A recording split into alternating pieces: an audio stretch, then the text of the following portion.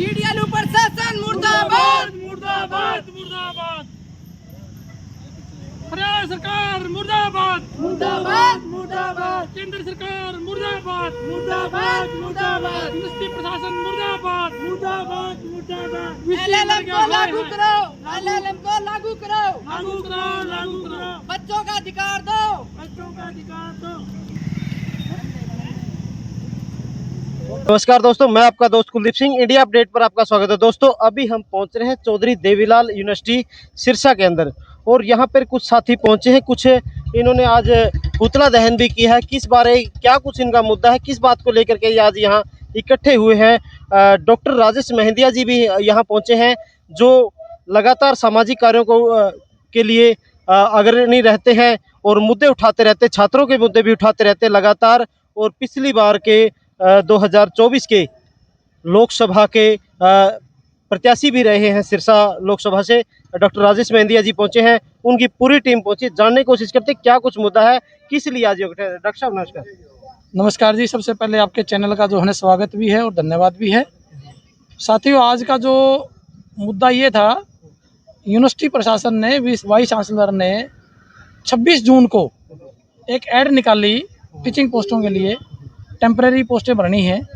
उन टीचिंग पोस्टों में साथियों अभी तक ना तो ये बताया कि टोटल कितनी पोस्टें हैं, और ना ही उसमें कोई रिजर्वेशन दे रखी किसी भी कैटेगरी को, ना एससी को ना बीसी को, ना ओएससी को है, ना डीएससी को है, ना बीसीए को है, ना बीसीबी को है, ना ईडब्ल्यूएस को है, ना फिजिकल हैंडीकैप्ड को है, किसी को भी नहीं है। कोई रिजर्वेशन पॉलिसी नहीं है, और ना ही नंबर ऑफ पोस्टों का पता रखा है कितनी पोस्टें हैं। वो टोटली धांधली करने के लिए ऐड निकाल दी। और उसमें हमने बार बार जो है, हमारे साथी मांगेराम जी हैं जो ट्रस्ट है उसके मतलब जो है ना कोऑर्डिनेटर है, नेशनल कोऑर्डिनेटर हमारे उधर ट्रस्ट के, और इस टीम के भी जो है ना मेन साथी हैं, अध्यक्षता कर रहे हैं आज की इसकी। और ये साथी इनकी टीम के साथी हैं सारे, ये जो खड़े हैं इधर भी। तो इन साथियों ने 3 तारीख को विज्ञापन दिया वाइस चांसलर को कि भाई ये आप गलत कर रहे हैं, एससीबीसी का हक मार रहे हैं आप, और एससीबीसी का हक ना मारिए, उनका रिजर्वेशन दे दीजिए। तो प्रशासन ने अभी तक जो है ना उन ज्ञापनों के ऊपर कोई संज्ञान नहीं लिया है, उसको इग्नोर करके रद्दी की कोठी उसमें टोकरी में डाल दिया गया है। उसकी लास्ट डेट कब है? लास्ट डेट उसकी जो है ना अभी 10 तारीख है, और 10 तारीख 2026 लास्ट डेट है अभी 10 तारीख। लेकिन प्रशासन के ऊपर जो है ना अभी तक है उसका कोई असर नहीं है ज्ञापनों का, और उन्होंने मन बना रखा है कि बगैर रिजर्वेशन के हम इन पोस्टों को भरेंगे। नहीं, इस तरह की पोस्टें अगर बगैर रिजर्वेशन भरी जा रही है, सरकार के कानून का, संविधान का एक तरह से उल्लंघन ही किया जा रहा है कानून का, तो इस तरह जो रिजर्वेशन की कैटेगरी बनती है उसको क्यों दबाया जा रहा है, कारण क्या है? देखिए, इससे साफ झलकता है कि जो आज की सरकार है वर्तमान की सरकार की नीयत में खोट है। वो बार बार नोटिस निकाल देते हैं कि भाई हमने आरक्षण लागू कर दिया, लेकिन जब धरातल में जाके देखते हैं तो कोई रिजर्वेशन नहीं होता है। तो इससे पता लगता है कि वर्तमान की जो सरकार है उसकी नीयत में खोट है, या फिर जो सरकार ने ये ऑफिसर लगा रखे वाइस चांसलर, वो उनके साथ तालमेल में नहीं है। दोनों में से किसी की नीयत में खोट जरूर है। अगर ये नीयत सही है तो 10 तारीख से पहले जो है ना रिजर्वेशन का नोटिफिकेशन निकाल लें और इसकी डेट को एक्सटेंड करें और सभी को मौका दें। साथ ही एक बात और रखेंगे अपनी, जो मांगेराम जी जो है ना एलएलएम का कोर्स यहाँ इस यूनिवर्सिटी में बंद कर दिया गया है। मैं थोड़ा सा बता देता हूँ आपको साथियों, इस एरिया में अगर आप लगभग 60-70 किलोमीटर के एरिया में देखेंगे कोई यूनिवर्सिटी नहीं है। और इस एरिया के जो किसानों के, मजदूरों के, छोटे दुकानदारों के, ऑटो रिक्शा चालकों के, रिक्शा चालकों के बच्चे हैं, अगर उन्हें एलएलएम करनी पड़ जाए तो कहाँ जाएंगे वो? बाहर की फीस स्ट्रक्चर बहुत ज़्यादा है, लाख रुपए फीस है साल की। तो इसलिए साथी इस पर बात रखेंगे अपनी मांगेराम जी। मांगेराम जी, जब आप इनसे मिले थे इस भर्ती को लेकर के, तो इन्होंने क्या आश्वासन दिया? सर, सबसे पहले मैं आपको ये दिखाना चाहता हूँ, ये आरटीआई है सर 25/3/2026 की। इसके रिगार्डिंग जो रिजर्वेशन की बातें थी, जितने हमारे पॉइंट्स थे वो हमने मांगे थे सर। और एक यूजीसी की गाइडलाइन इशू हुई थी सर 2018। देखिए एक बार, no such information available, no such information available. यहाँ पे कोई नहीं है, कोई इन्फॉर्मेशन नहीं है इनके पास, कोई भी। No such information, no such information, no such information, कोई भी जवाब नहीं है सर इनके पास। यूजीसी ने एक नोटिफिकेशन जारी किया 2018, 2022, 23, 2026 में। 2026 में इन्होंने कहा कि आप कंपलसरी इंप्लीमेंट कीजिए इसको भी, आप यूनिवर्सिटी के अंदर, विद इन यूनिवर्सिटी हरियाणा के अंदर या ऑल ओवर इंडिया, अगर आप 45 डेज के लिए कोई भर्ती करते हैं, वेदर इट इज टीचिंग और नॉन टीचिंग, आप उसमें रिजर्वेशन पॉलिसी अप्लाई कीजिए। पर यूनिवर्सिटी की मनमानी देखिए सर कितनी है कि लगातार नोटिफिकेशन जारी करती है, कोई क्लियरिफिकेशन नहीं होती ना, कोई कितने मतलब रेशियो के अंदर किस किस डिपार्टमेंट में पोस्ट डिवाइड हुई है, कितने प्रोपोर्शनेट में किस किस कैटेगरी को ये पोस्टें मिलेगी।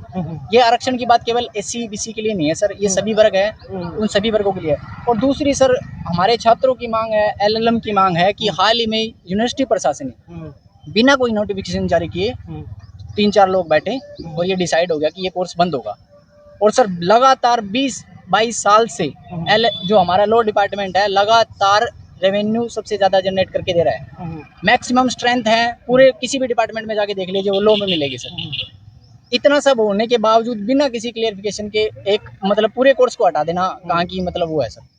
आप इस मुद्दे को लेकर के आज आपने पुतला दहन भी किया है। जी सर। जब यहाँ आपकी सुनवाई क्या है, किसी हाई अथॉरिटी से आपने बात करने की कोशिश की? हम फिलहाल यहाँ तक है सर, आज हमारा पुतला दहन का है। अगर ये सुनते, हमने 2 बार इसके रिगार्डिंग मेमोरेंडम सौंप किया। पहले मैं लेके गया सर, उसके बाद हम LLM के और बच्चे जो साथी और दूसरे थे सब गए।